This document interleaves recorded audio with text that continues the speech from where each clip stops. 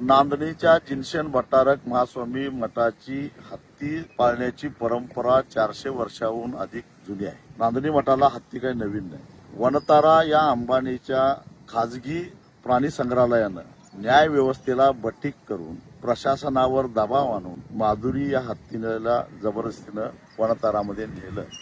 तर त्याच्या आधी 35 वर्ष ही माधुरी गुण्या गोविंदानं या मठामध्ये राहत होती. तिचा लळा एवढा लागलेला होता सर्व भाविकांना, लहान मुलांना. त्या मठाच्या कुटुंबातलाच एक भाग होता. नागप्पा हा माधुरीचं अतिशय तन्मयतेनं जिव्हाळ्यानं देखभाल करायचा. हृदयविकाराच्या झटक्यामुळे डॉक्टरांनी त्याला निवृत्त व्हायला सांगितलं आणि त्या काळामध्ये म्हणजे 2018 साली माधुरीची देखभाल कशी करायची हा प्रश्न मठाच्या विश्वस्तांच्या समोर पडला. कारण दुसरा माऊत मिळत नव्हता आणि तज्ञ प्रशिक्षित माऊताशिवाय माधुरीची देखभाल केली तर तिच्या आरोग्याचा प्रश्न निर्माण होऊ शकतो. या काळजीने विश्वस्तांनी विचार केला, माझ्याबरोबर चर्चा केली आणि मला त्यांनी विनंती करायला सांगितली वन विभागाला की आपला शोध जो माऊताचा शोध आहे तो शोध पूर्ण होईपर्यंत काही कालावधीसाठी म्हणून गडचिरोलीला जो हत्तीचा कॅम्प आहे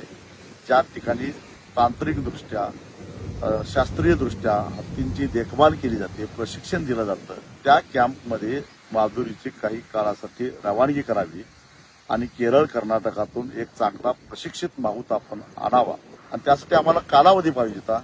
आणि म्हणून त्यावेळी मी खासदार होतो, वन खात्याला एक पत्र लिहिलं की काही काळापर्यंत माधुरीला त्या हत्तीनीला गडचिरोलीच्या कॅम्पमध्ये घेऊन जावं. एवढंच नव्हे तर अॅनिमल अँब्युलन्स मध्ये बसून ती जेव्हा जात होती त्यावेळी तिनं शेवटचा मठाला अभिवादन केलं. त्याचेही व्हिज्युअल्स आता सोशल मीडियामध्ये व्हायरल व्हायला.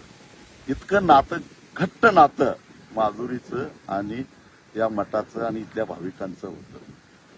खरं तर आता काही लोक जे बटीक झाले आहेत अंबानीचे आणि सगळ्या व्यवस्थेचे ते आता उलट सुलट काहीतरी चर्चा करायला लागलेत.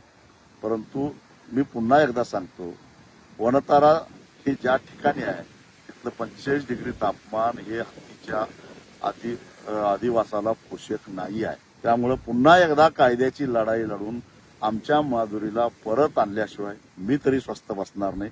अंबानी कितीही मोठा उद्योगपती असू दे, कितीही धनदांडगी असू दे, ठीक आहे आम्ही आता बेसावध होतो पण पुन्हा सावधपणानं चाल करून माधुरीला परत आणल्याशिवाय सोडणार नाही. बाळ, फ्रीजमधून श्रीखंड काढ ना. आम्ही पूर्वी घरीच बनवायचो श्रीखंड, त्याची चवच वेगळी होती. आता काय सगळं रेडीमेड.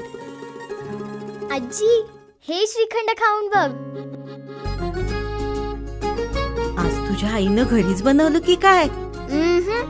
हे आहे गोकुळचं श्रीखंड. अगदी जिभेवर रेंगाळणार. जिभेवरच नाही तर मनावरही रेंगाळणार. गोकुळ श्रीखंड, मनावर रेंगाळणार.